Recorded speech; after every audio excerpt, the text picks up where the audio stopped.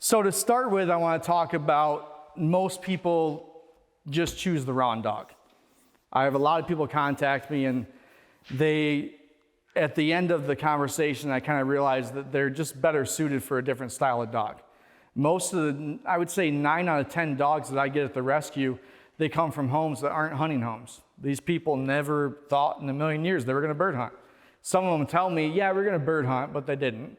So they get this short hair, they get this wire hair, they get this whatever it is, and they think they're going to have it as this great house pet.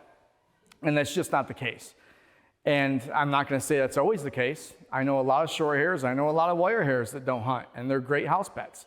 I've actually rehomed some of them to non-hunting homes because of gun shyness or other issues like that. And they make good pets, but 9 times out of 10, these dogs need a job. They need something to do, something to keep them busy. They have to keep the wheels turning up there, right? They're not made to sit on the couch, watch Netflix with you and chill. It doesn't work like that. So when you go to pick out your dog, kind of what I want to talk about is, what kind of dog fits your personality. I have a really good friend he loves setters. And he tells me that setters fit his personality. He said when he played football in high school, he didn't like to be touched. He didn't want to tackle anybody. He didn't want anybody tackling him. He's like, I'm a setter guy. That's the kind of dog I like. Now, I know another guy that played football in high school, and all he wanted to do was hit people. He said, if the guy had the ball, I was killing him. Like, that's my job. I love that. And that guy has draughts, right? So it's your personality with the dog. What fits your personality? And a lot of people, I feel like, they just pick the wrong dog for maybe it's price, maybe it's money, maybe it's the looks. And you kind of have to get past that when you're looking for the dog for you. You have to think about what dog fits your personality.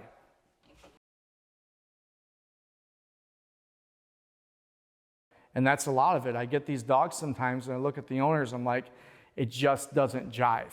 There's nothing wrong with the owner, there's nothing wrong with the dog, but the two together just don't jive.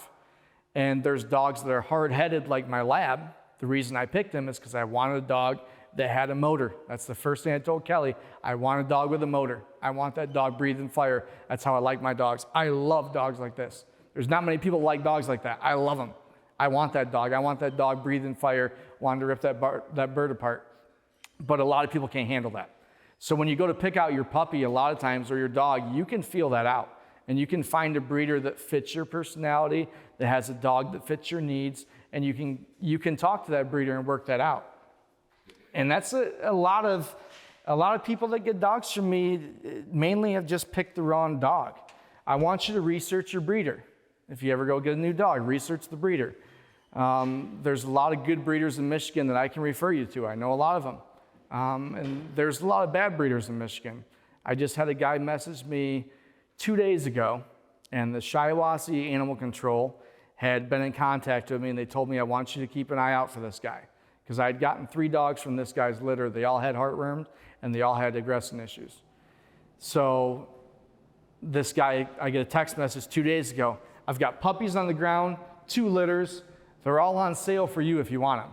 $700 a piece, just for you. I'm like, who is this guy, right? So I look it up on my phone, find out, oh, it's that guy.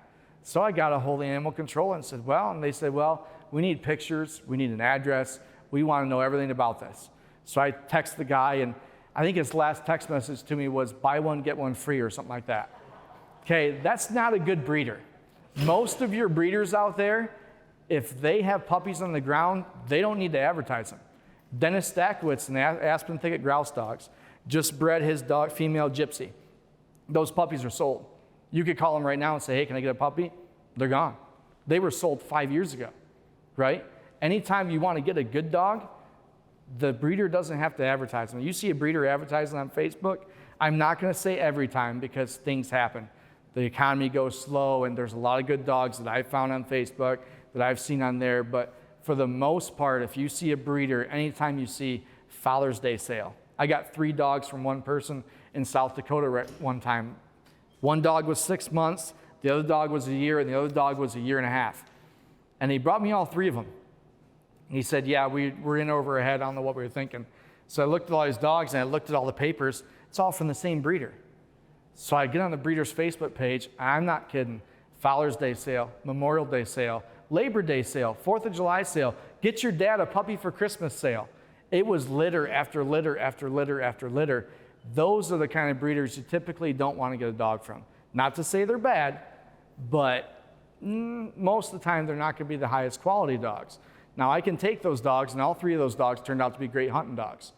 But I start to worry about health concerns and stuff like that when we get into that, because I've got 15 dogs at home. I can barely keep up with that. I can't imagine having 2 litters on the ground and trying to keep up with that and the vet bills and the vet records and keeping up with all the health concerns. So research your breeder. I called Dennis the other day and I said, I want you to give me 5 questions that you ask every new person. And he told me these questions he asked these people, and I was like, wow, I don't even know I would be nervous at answering some of these questions. But the first one's easy. Have you ever owned a bird dog before?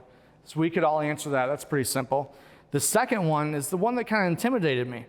But it said, what changes have you made in your lifestyle to make the time and the money for this dog? And I thought, wow, okay, yeah. I could answer that, but if I was sitting across the table from a breeder and they asked me that, I'd probably be like, wow, yeah, I guess I think of that answer for a minute. That's a big question, but that's a good one. Do you have the financial needs to take care of the dog? Vet bills, food, good food, not just junk food, good food. And the last question he asked was, and this is a big one for every breeder, and there's someone in this room, God bless their heart, that just dealt with this, and it's, will the breeder take the dog back if there's any issues? And I've talked to breeders before that have taken back 7-year-old dogs before.